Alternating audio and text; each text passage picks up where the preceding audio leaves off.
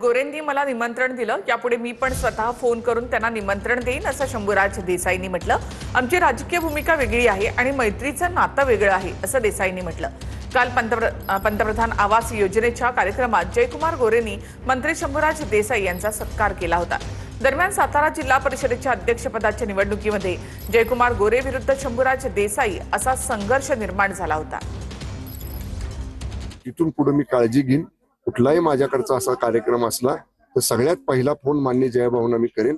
आणि मला वाटते मी जसा त्यांच्या शब्दाला मान देऊन कार्यक्रमाला गेलो, माझं कर्तव्य पण होतं ते, का तर मी जिल्ह्याचा पालकमंत्री आहे आणि मान्य मुख्यमंत्री येत आहेत, मान्य केंद्रीय कृषी मंत्री महोदय येतात, पालकमंत्र्यांना प्रोटोकॉल प्रमाणे हजर राहिलं पाहिजे. त्यामुळे सुरुवातीपासून दौरा संपेपर्यंत मी तिथं होतो. पण जयभाऊंचं मी आभार मानतो की त्यांनी स्वतः मला फोन केला. आणि शेवटी राजकीय विचार वेगळे, राजकीय भूमिका वेगळी आणि मित्रत्वाचे नातं किंवा व्यक्तिगत संबंध वेगळे, त्यामुळे व्यक्तिगत संबंधाची राजकीय सरमिसळ करणं बरोबर नाही.